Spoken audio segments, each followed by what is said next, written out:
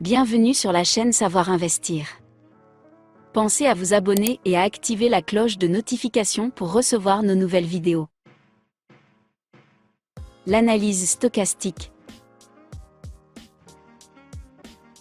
Cet indicateur technique est plus ancien, mais il reste populaire. L'idée qui sous-tend l'analyse stochastique, c'est que, dans une tendance à la hausse, les prix de clôture de chaque période sont toujours très élevés, parce que les boules ne cessent de les faire monter. Dans une tendance à la baisse, quand les birs vendent, c'est l'inverse qui se produit.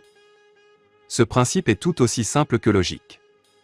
La particularité de l'analyse stochastique, c'est qu'elle montre où la tendance en est dans sa progression, selon toute probabilité. Un outil de range trading. Les prix des paires de devises sont relativement peu volatiles de 70 à 80% du temps, ce qui signifie qu'ils se maintiennent dans une fourchette délimitée, en haut, par la résistance, et, en bas, par le soutien.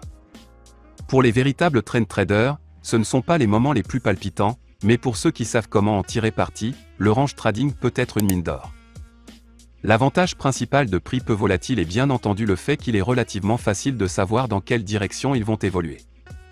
Cela permet aux adeptes du range trading de mettre en place des stops serrés, avec une probabilité de gain élevée. Mettons, par exemple, que le prix évolue dans une fourchette de 25 pips. Vous ouvrez une position en bas de ce range, et vous la fermez en haut. Si vous faites cela 80% du temps, vous pouvez empocher de jolies sommes. Imaginons que vous faites 10 trades avec des stops de 25 pips. Vous gagnez 200 pips, 8 fois 25 pips, et perdez seulement 50 pips, 2 fois 25. Déduisez les 10 fois 2 pips du spread, sur 10 trades, et vous encaissez un bénéfice net de 130 pips, ou de 13 pips par trade en moyenne. Pas mal du tout. C'est pour déterminer approximativement où on se situe dans le range que l'analyse stochastique entre en jeu. N'oubliez pas qu'il ne faut jamais se fier aveuglément à cet indicateur, il en va de même pour tous les indicateurs techniques, il vous fournit simplement des indices, et vous donne une raison supplémentaire d'ouvrir ou non une position. L'analyse stochastique en détail.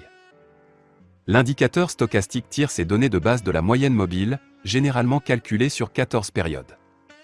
Il existe deux types d'analyse stochastique, l'indicateur stochastique rapide et l'indicateur stochastique lent. L'indicateur stochastique rapide compare le prix à la moyenne mobile sur 14 périodes et lui confère une valeur comprise entre 1 et 100. L'indicateur stochastique lent est la moyenne sur 3 périodes du stochastique rapide.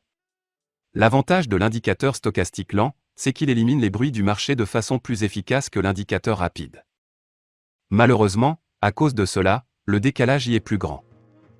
L'indicateur stochastique évolue dans une fourchette comprise entre 1 et 100. La valeur stochastique pour un prix donné vous montre par conséquent où se situe le prix par rapport à la moyenne mobile sur 14 périodes. Si l'indicateur stochastique, pour un prix donné, est de 50, cela signifie que le prix se trouve exactement au milieu de la moyenne mobile des 14 périodes. La règle de base stipule que quand l'indicateur stochastique est égal ou supérieur à 80, les prix sont entrés dans une phase de surachat, et qu'il est donc probable qu'ils chutent. A l'inverse, une valeur égale ou inférieure à 20 indique une phase de survente, les prix connaîtront donc sans doute une hausse. Cela ne signifie pas pour autant que vous devez ouvrir une position vente dès que le stochastique atteint 80, ou une position achat dès qu'il descend en dessous de 20. Le stochastique peut rester au-dessus de 80 ou au-dessous de 20 pendant une période assez longue. L'idée, c'est qu'il faut surveiller l'indicateur et attendre qu'il franchisse la barre des 80 ou des 20 à nouveau, ce qui annonce un renversement. En substance, l'analyse stochastique mesure l'élan d'une tendance. Utilisé correctement, il détermine le moment où commence un renversement de tendance. Le meilleur de l'analyse stochastique, la divergence. Une des meilleures façons d'utiliser l'analyse stochastique est de rechercher les situations de divergence. Pendant une phase de surachat ou de survente, 80 ou 20, avec des prix qui ne cessent d'atteindre des sommets toujours plus hauts tandis que l'indicateur stochastique se dirige vers la ligne des 80 ou 20 sans l'avoir franchi. Dans ce cas, il y a une divergence totale entre le mouvement du prix et l'indicateur stochastique, ce qui peut révéler que la tendance touche à sa fin. Avec cette méthode, le décalage entre l'indicateur et les fluctuations des prix n'est pas un obstacle, parce que l'indicateur en hausse ou en baisse montre que la tendance s'essoufflera bientôt. Comme nous l'avons déjà dit, aucun indicateur technique ne peut prédire à 100% la façon dont les prix évolueront, l'analyse fondamentale en est tout aussi incapable. Le secret est de savoir repérer les moments les moins risqués, où les chances de réussite sont élevées et où le risque de perdre est faible. Si vous parvenez à faire cela, vous pourrez gagner beaucoup d'argent sur le long terme.